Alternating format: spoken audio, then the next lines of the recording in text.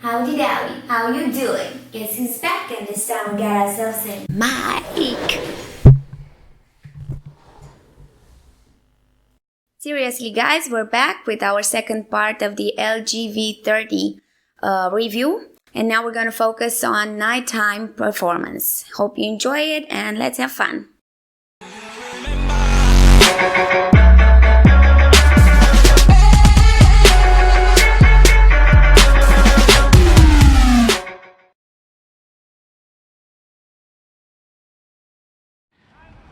This is the low light video sample in 4K.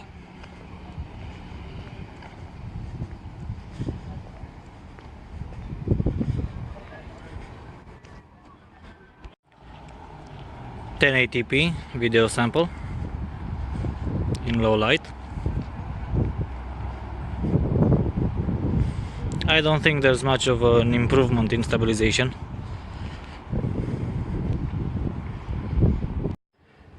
And this is the wide-angle camera in 4K, and to my surprise I think it looks better than the primary camera, at least in colors and exposure.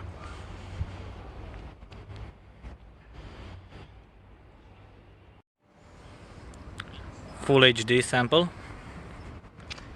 wide-angle camera, still looks better in colors and exposure than the main camera. Say hi, Ingrid. Hello.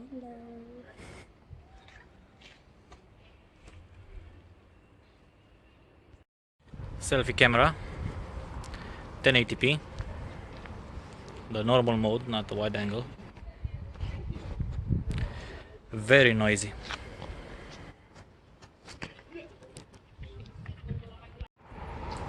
Wide angle mode for the front camera.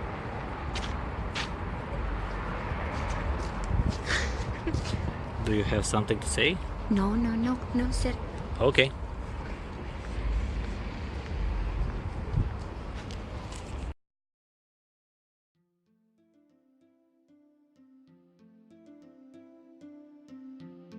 In low light, the main camera maintains good exposure and colors down to even pitch black environments. HDR mode tends to engage much less at higher ISO, and when you try to shoot in very low lit conditions, bright mode engages. This automated option comes courtesy to the Oreo update. Image processing is doing a good job at balancing the image's tonal range in both situations. The wide-angle camera is great for capturing scenes in tight spaces and interiors. Unfortunately, its low-light performance is not nearly at the same level as the primary camera.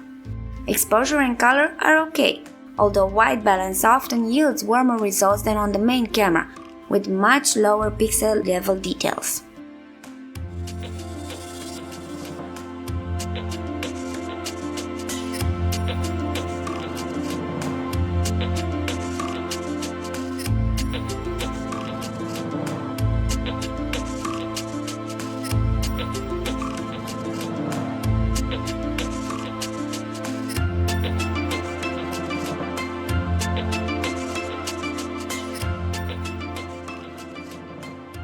As I said before, in darker scenes, bright mode activates.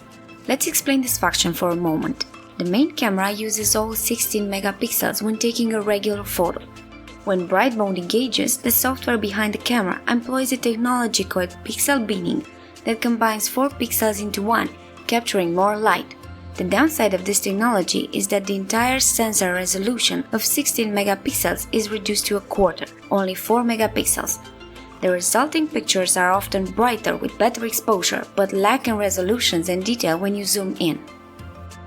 Just to get a better idea of the V30 low-light performance, we decided to face it against our trusty mirrorless camera, the Sony a6000. For the comparison to be as fair as possible, if you can call that fair, we used the kit lens with the minimum aperture of f3.5. A faster prime lens would have made it impossible for the LG phone to come with comparable results. The Sony was used also in its superior auto mode. Manual mode would again find it victorious. The results speak for themselves, both the phone and the camera delivering similar results. But what you don't see in the picture is the shutter speed each one used. And of course, the Sony Alpha used a much higher shutter speed, allowing it to maintain blur-free images even with moving subjects in low light. The V30 was great in this test, but as soon as you try to shoot moving subjects, as with all phones, motion blur is apparent.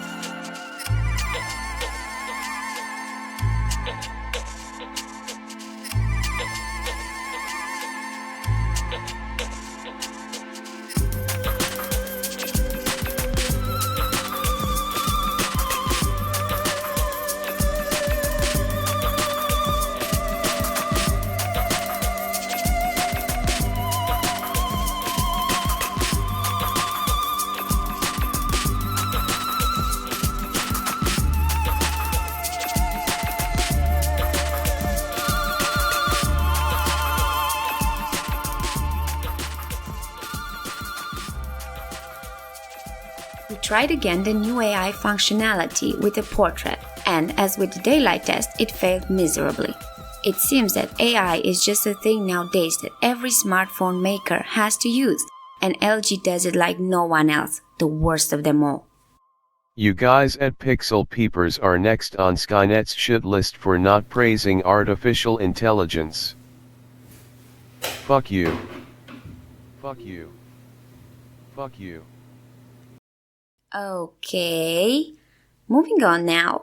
The last part of the test is also the weak link of V30's camera system, the selfie camera. Here I am left without words, so I'll let you make your own idea about how bad it is.